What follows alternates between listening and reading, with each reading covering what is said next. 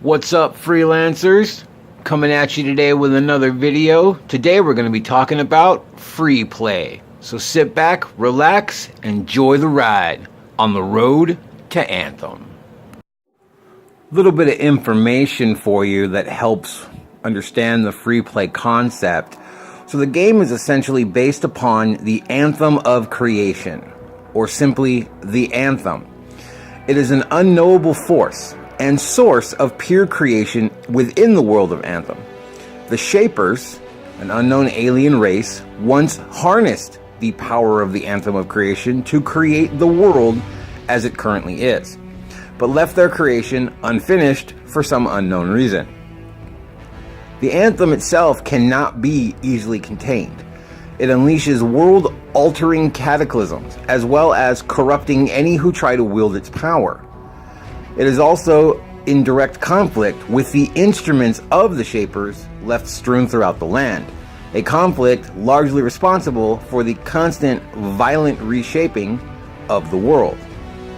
This reshaping has caused all kinds of interesting side effects, such as the Shaper storms, many of the world events, the mutated wildlife, possibly even some of the creatures, maybe the Dominion, possibly the Scars. We really don't know that much about them. Moving right into free play. Free play is basically a game mode within Anthem that allows players to explore the world in an undirected way that focuses solely on exploration and discovery. Players can meet up with other players in this mode without having to form a squad. And it features a wide array of events and activities. Everything from world events, which are random events that pop up. These world events can have various different objectives and goals. It could be a Shaper relic that's gone crazy that you need to try and stop. It could be enemies trying to do something, maybe take over a Shaper relic. Maybe it's one enemy faction fighting another enemy faction. Maybe it's friendlies being attacked by an enemy faction. You need to step in to help. Strewn throughout the world, there's also multiple runes which have been left behind for who knows how long that you can actually travel into and explore. Unknown riches and loot. Who knows what lies within these long lost potential treasure troves. While in free play mode, you're wandering around the entirety of the world map, and it's ever changing. Due to the cataclysmic issues I spoke about earlier, the world is literally completely changing at the drop of a dime. It's constantly shifting. You've got mutated wildlife everywhere. You have enemy factions out there like the Scars and the Dominion who are doing everything they can to try and capture and study or harness, learn to use, whatever, the various Shaper technologies strewn throughout the world. But one of the big ones is the Shaper Storm, which is a large-scale world event that happens dynamically while freelancers are on expeditions beyond Fort Tarsis, i.e. free play.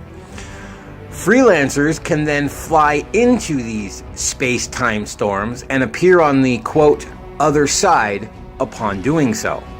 I honestly have no idea what the other side is meant to imply, but there are a lot of theories out there. Some people are believing that it's going to be like a multiverse kind of thing, alternate dimensions, like maybe this is a way for BioWare to expand the world beyond the main, like you step through the portal and maybe it transports you back in time, maybe it throws you into the future, maybe it sends you to an alternate Earth, maybe it sends you to another galaxy, who knows. Literally the sky's the limit if they choose to write it this way, and that to me is just exciting because they could literally go any way they wanted, and being a sci-fi game, there's really no restriction. There's no ceiling on how far your imagination can go, as long as it's well written and well laid out, which, come on, it's BioWare, let's face it, chances of that not being the case is very, very slim. Just the sky's the limit, and the excitement is there. You just never know.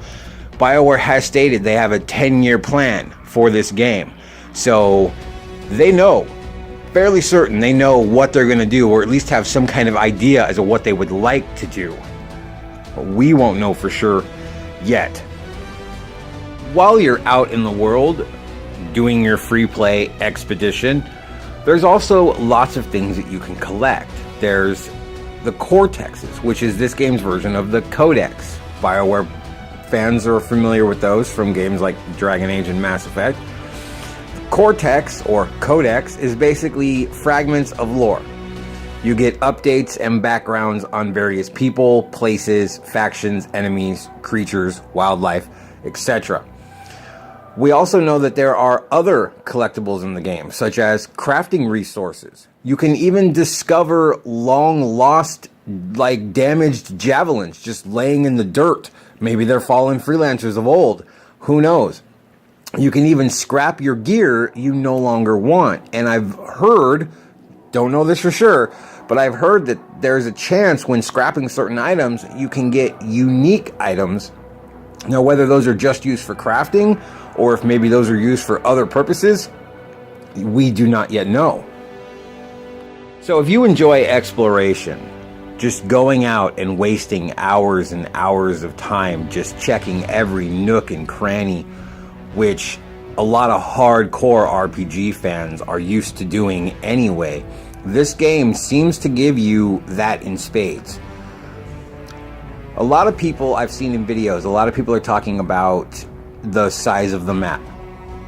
But what they don't seem to explain is, when they're talking about the map, they're talking about it as if it's a flat piece of paper with some mountainous bumps on it.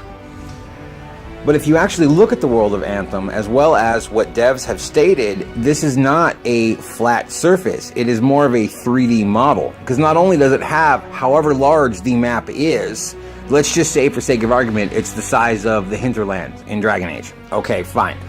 Not that it is, just as a reference point. So you've got the main ground, okay? Then you have an entire area that's below ground, either underwater, tunnels, ruins, dungeons, strongholds, etc. But then you also have an entire world up above. Mountainous caves, regions, as we've seen in various demos where you see like the javelins jump off and dive down pretty far, or spiral down through this cavern into a whole nother area that appears to be underground, yet still in the daylight. So we really don't know how big this world is. So for us exploration nuts, this is just like a kid in a candy store. We're just like giddy and geeking out over just the thought of how fun it's going to be to explore this vast world. It's ever-changing architecture. That alone just makes it, fun. That is a very well done design. It's open-ended, but it leaves so much possibility and so much potential. And I really, really hope that it gets utilized to its maximum. I really do. I have really high hopes for this game. Anyways, that's it for today. Stay tuned for my next video. If you do enjoy my videos, feel free to hit the like button, possibly even subscribe. At least hit that bell so you know when my next video is posted. And I will see you guys next time on the road to Anthem.